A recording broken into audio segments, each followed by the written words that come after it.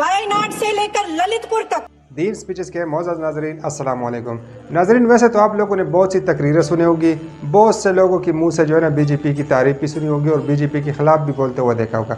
लेकिन आज जो प्रियंका गांधी जी ने बहुत ही जो है ना ज़बरदस्त तरीके से हर किसी को अपना आईना दिखा दिया, कौन किस जगह पे बैठा हुआ है, किसकी क्या किरदार है, एक एक चीज़ को उसने बिल्कुल नॉमिनेट करके और साफ तरीके से वाज़ेह करार दे दिया।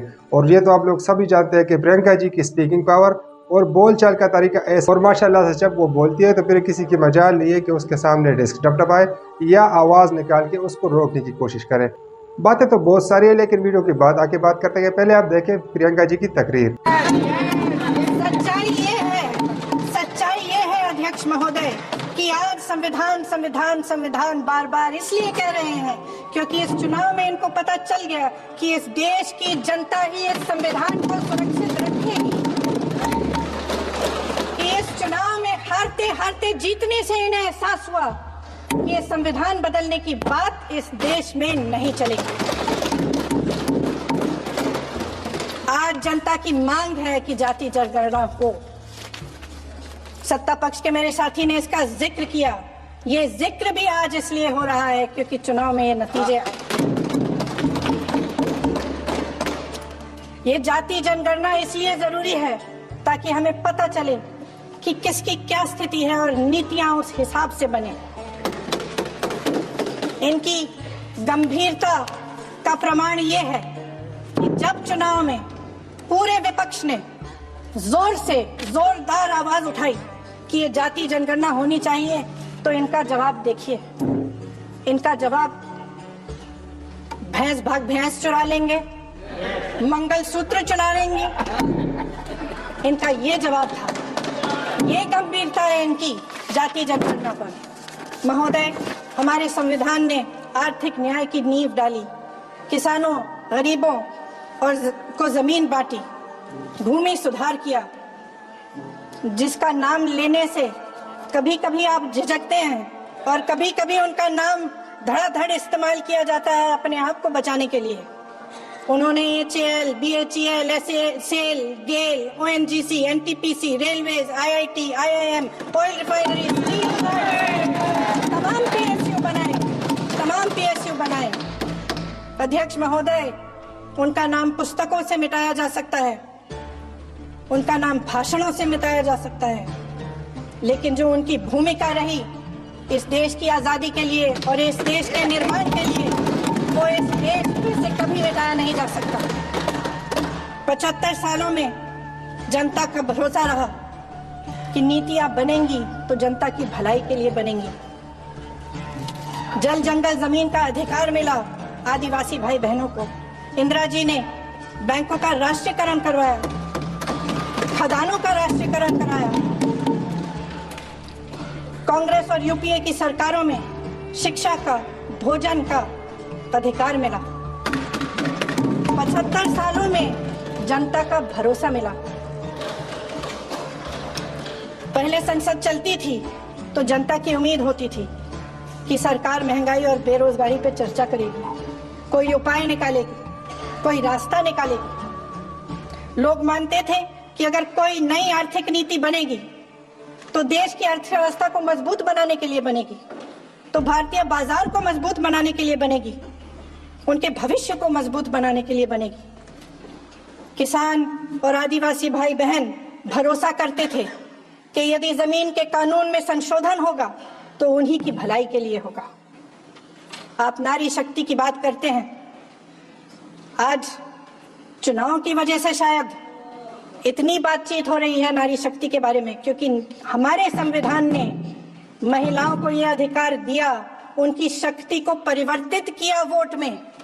और आज आपको पहचानना पड़ रहा है कि महिलाओं के बिना, कि नारी शक्ति के बिना ये सरकारें नहीं बन सकती हैं। इसीलिए आज आप नारी शक्ति की बातें दोहरा रहे हैं। जो आप नारी शक्ति का अधिनियम लाए हैं उसको लागू क्यों नहीं करते? वो 10 साल बाद लागू क्यों होगा? क्या आज की नारी 10 साल इंतजार करेगी उसके लागू करने के लिए? क्या बात है?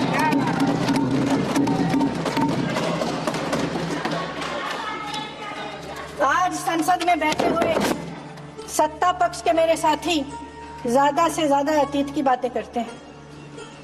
1921 में क्या हुआ, कब हुआ, नेहरू जी ने क्या किया।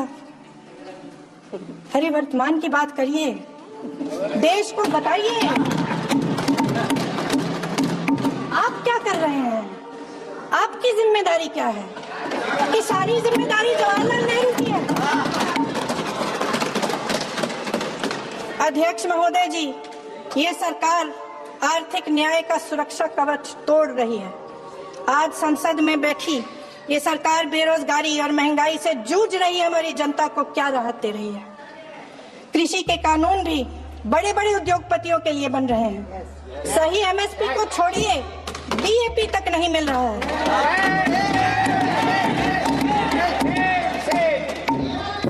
वायनाड से लेकर ललितपुर तक इस देश का किसान रो रहा है। आपदा आती है तो उसको कोई राहत नहीं मिलती।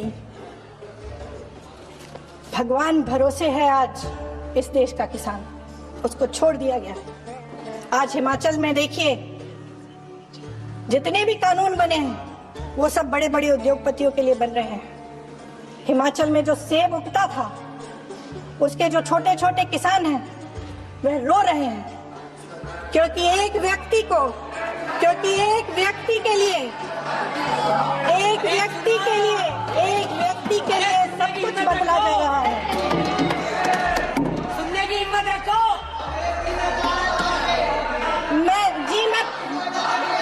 अध्यक्ष महोदय जी,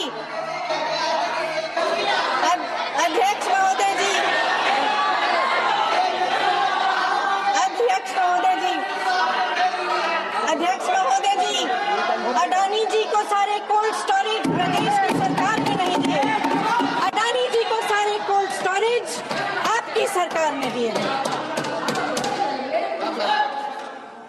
देश देख रहा है कि एक व्यक्ति को बचाने के लिए 142 करोड़ देश की जनता को नकारा जा रहा है।